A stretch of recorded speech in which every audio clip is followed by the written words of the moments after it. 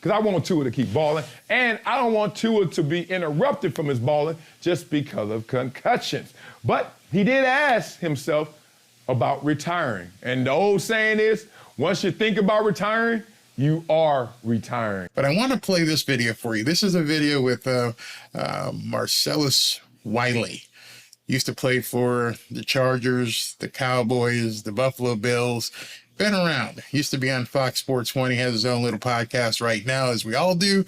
And he brought up some interesting things in his video. Now understand, he talks a little streetwise, and I'll try to stop and explain it to you what he's saying and interpret it, but I want you to hear from the mindset of a player what he's talking about. At first it was about his son, and it was about his family, but then he brought it back, it's about Tua. Now, we know Tua's a beast. We know Tua's a worker. And I'm glad he got his flowers last year, even though we kept throwing flower, petal after petal, and just saying, damn, we got to stop throwing them because he kept missing action. But. All right. Everybody prays Tua. But he means flower, you know, you're giving them stuff. You know, when you see the people and they're throwing flowers or rice at a wedding and they're all hailing and everybody's like, oh, there they go, there they.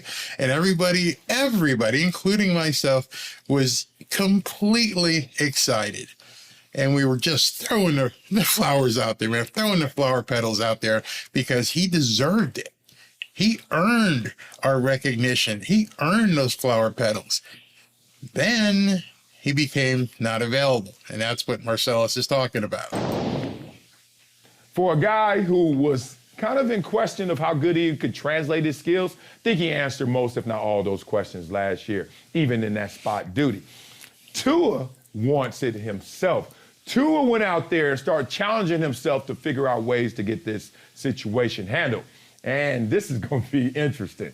He's been doing jujitsu, right? To learn how to fall, basically. Because I got in a couple accidents before and I was able to maneuver in the air because I had learned how to fall. Now, I didn't take jujitsu. I just played enough football and was conscious enough like, yo, there are different ways to land on this ground. There are alternatives to just taking all the hell every single play, right? So Tua's now learned that. And supposedly he said, all offseason, he's been thrown up in the air, landing on the ground, contorted all these different ways to learn how to fall, to stop that simple fall, right? You see a little kid fall. A little kid always falls like the same way, like neck loose, just limber, and fall that way. Tua is now working on that fall. All right. So Tua is learning how to fall. I learned how to fall at a very early age because I fell off a horse when I was a kid. And then, of course, I was rambunctious and running around the yard. And when I say as a kid, we're talking 8, 9 years old, and playing midget football, then playing Little League and learning how to slide and doing different things with your body and understanding your body mechanics and understanding when you get ready to hit the ground, tuck. It's very simple. It's instinctive. I don't know why he needs to be taught it. It's very instinctive. I mean, it's boom, you're going to go down, tuck. Don't let your head just dangle around. You tuck it very quickly, but he's had to learn that. It's something that comes natural to a lot of football players and athletes in various sports is you put your head down to protect it. Is that going to translate to when the game comes? I hope so, because I want Tua to keep balling, and I don't want Tua to be interrupted from his balling just because of concussions. But he did ask himself about retiring. And the old saying is, once you think about retiring, you are retiring. That is the problem. To me, that is what's the problem with the media right now. A warrior, a player, does not mention the word retirement ever. And some don't mention it until they actually retire. We saw Tom Brady, he retired, he had to come back. He still had to fire. Aaron Rodgers, well, I thought about retiring. Same thing. People said, hey, you've already stuck your foot in the bucket at this point. You're going to come back, because that mindset is a lot different. And a lot of players and a lot of ex-players believe if you start talking retirement, you're already on that boat. And what he's going to talk about next kind of reinforces that. And I can guarantee you, nobody has been talking about what he's about to say. And it's something, I'm just going to let him say it so you can get it. I don't know, but let's say this. What if Tua gets rocked? Not even knocked out. There's a difference, right? Get your bell rung. Like, oh, my God. Is Tua going to be incentivized to tell anybody? Now, that becomes the problem. I mean, many of us have played the game and seriously got our bell rung. Not a concussion, but like, woof, whoa, that was a decent hit. Now Tua has to wonder if he says that, if he has that reaction, if his head just goes like that, he just wants to shake it off. What do? Your instantaneous reaction, not even a concussion, your instantaneous reaction. Somebody pops you, you get stuck in the gut, not just your head. You just sit there and shake it off. You're told, hey, listen, I got the little cobwebs. I'm not concussed. I just have to shake it off. What's Tua going to do at that point? What are the spotters from the NFL going to do if they see Tua shaking something off? You've seen guys come and go off the sidelines all the time, and they're doing this with their arm, or they're trying to do something, or their neck's not feeling. What do you think the spotters are going to do when they see Tua do that? Most importantly, what is Tua going to do? What does he say to McDaniel? What does he say to the trainer? What does he say to the other players? I'm fine. I'm absolutely fine. I can go. At that point, there's a problem. If I were him, I don't want to ever let anybody know that I got my bell rung. You talk about learning how to fall and keeping your chin to your chest so you don't hurt your neck. You got to learn not to even show any emotion like, oh, that hurt. Oh, wow. People, every camera from every game is going to be fixed onto it. And if he gets tackled, it's going to zoom. We're going to see a zoom. What's to his reaction?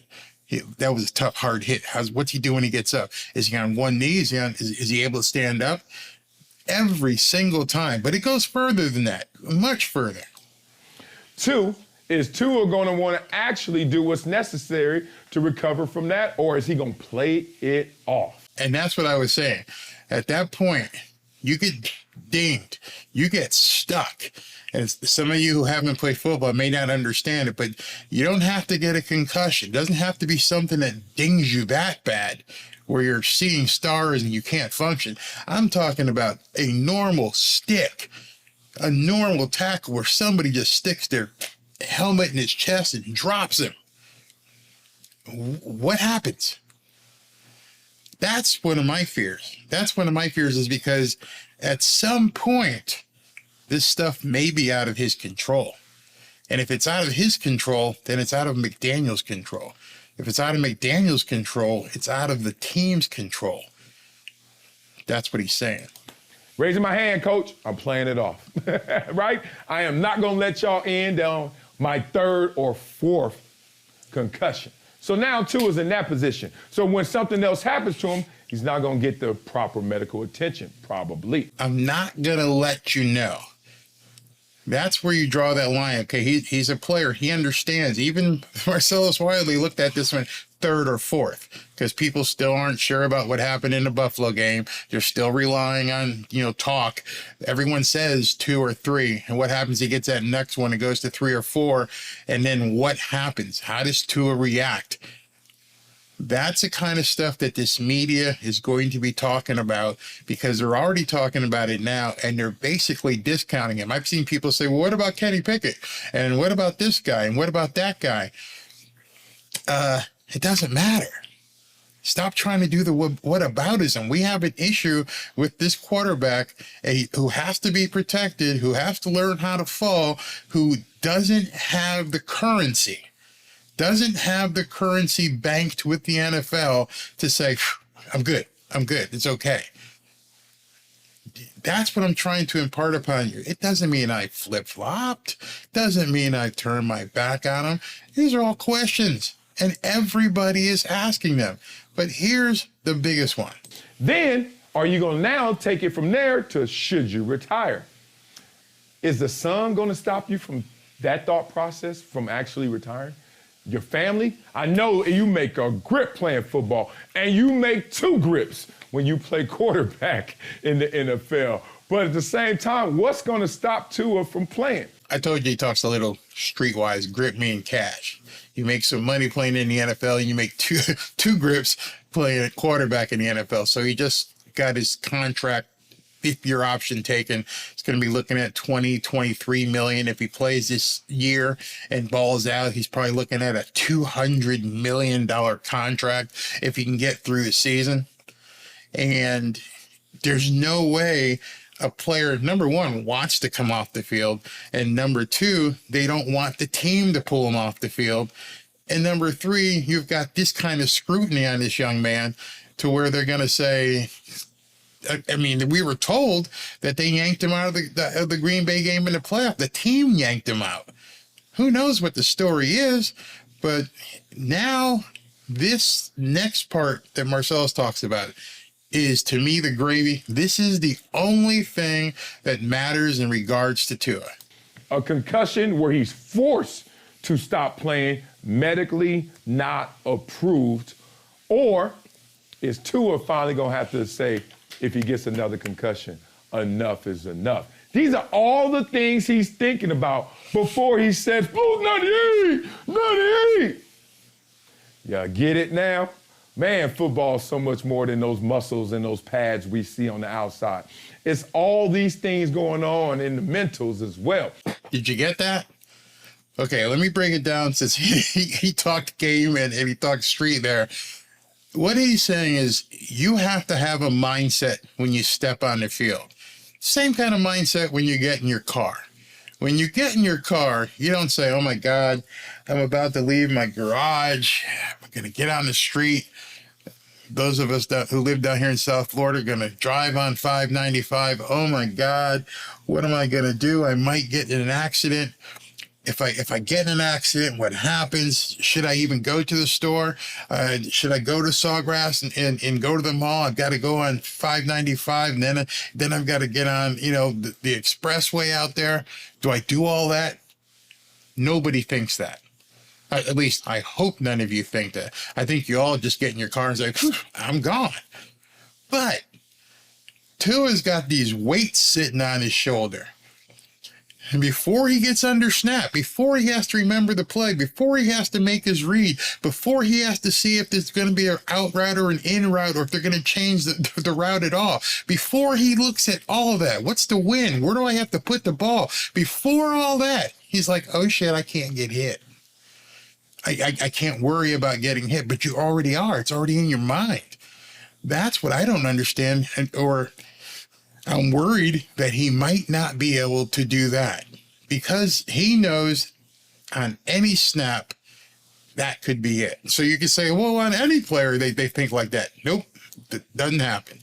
No, there's no other players who are going to have to worry about all of the things that Tua is going to have to worry about. He is going to need everybody's support, because the littlest injury, everyone's going to go, whoop, no, he turned his ankle. He's injury prone. He's not going to make it. And he is going to carry that burden into the first huddle of the season, because he's not going to get hit until September. I guarantee you in OTAs he's going to have the big red jersey on. I doubt we'll see anything in preseason. If not, it'll be hand off the ball, get out the way. He's not going to get hit until the first game, which makes it, in my mind, worse.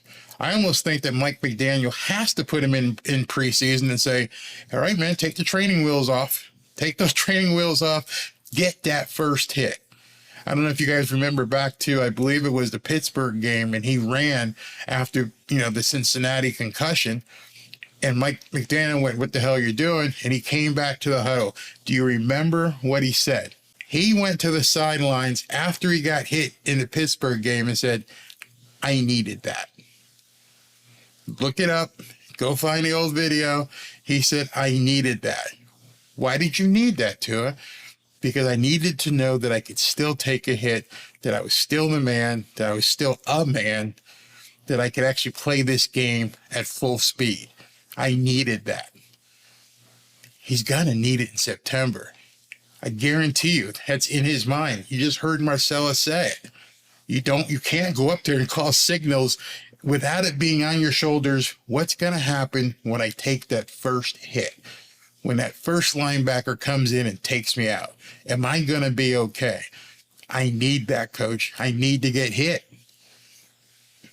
So wince, cover your eyes, do whatever you need to do, but it's got to come early. It's got to come early in September. He's got to take that hit. That one day he can go, I'm okay. I'm okay, man. I am fine. I'm going to be okay. Let's play this game. Because it's in his mind. No other player in the league right now is sitting with everybody looking at him and saying, if he gets another one, NFL is going to make the call and get him off the field. That's what bothers me. So let me finish this with Marcellus. And the organization is sitting there. Let's watch this draft. Let's see how they play it off in terms of having their backup situation, in terms of not just on the roster currently, but growth, blossoming, late bloomer. We'll see what falls to them. So Tua has a lot on his head, pun intended. A lot on his plate, man, to just think about. This isn't just a linebacker or a wide receiver or a tight end or a fullback. Everything that a quarterback has to think about. Now he's got a lot on his head is exactly right. And all these fans who want us to shut up, no one's going to shut up.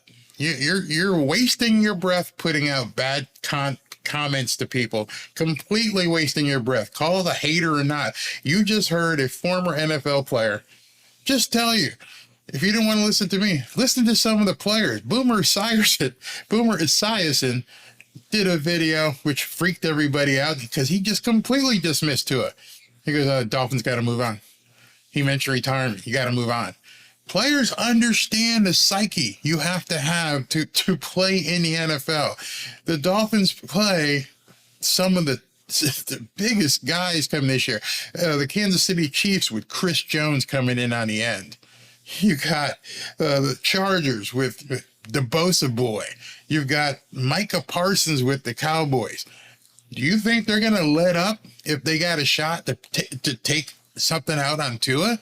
They're going to take him down. They are absolutely going to take him down. And you know who knows that? Tua knows it.